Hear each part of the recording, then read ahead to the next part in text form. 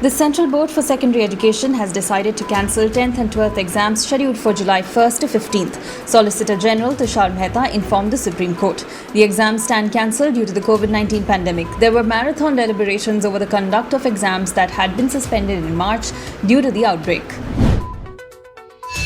Health Minister Dr. Harshvardhan today launched the e-Blood Services app, an initiative by the Indian Red Cross Society. He said those in need can get registered on the app and know where they'll get blood.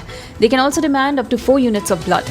The Indian Red Cross Society's blood banks will wait up to 12 hours for them. He urged voluntary blood donors to continue donating blood in these times. Hyderabad-based drug maker Hetero, which has approval to manufacture and market the generic version of the experimental COVID-19 drug Remdesivir, has sent 20,000 vials to 5 states including Maharashtra and Delhi that are the 2 worst affected states in the country. Gujarat and Tamil Nadu are the other 2 states that will receive the first batch of the drug that is being marketed under the brand name Covifor in India. The Delhi Hotel and Restaurant Owners Association announced that Chinese nationals would no longer be provided accommodation in over 3,000 hotels and guest houses across the city. The decision was taken along the lines of the call to boycott Chinese products during a meeting of the Confederation of All India Traders on Tuesday.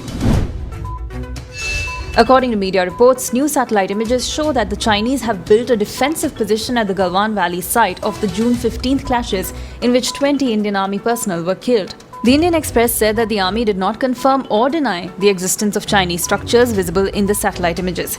This is being reported even as India and China hold diplomatic and military talks to disengage troops along the line of actual control in eastern Ladakh. ISRO Chief K. Shivan hailed the Cabinet's decision to allow private industry in the space sector, stating that they can carry out space activities like building of rockets, providing launch services, as well as be a part of the interplanetary missions of the space agency. Shivan said the move will help India in becoming a global technology powerhouse and will open up large-scale employment opportunities.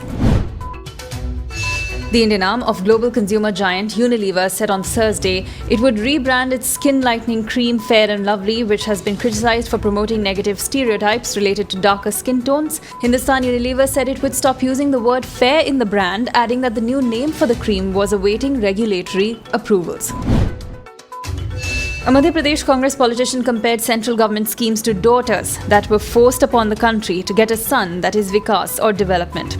Jeetu Patwari, a former education minister and the working president of his party's state unit, wrote, "People have been hoping for a son named Vikas, but what they got instead was 5 daughters." Patwari posted an apology of sorts later after being lambasted for his crass comment.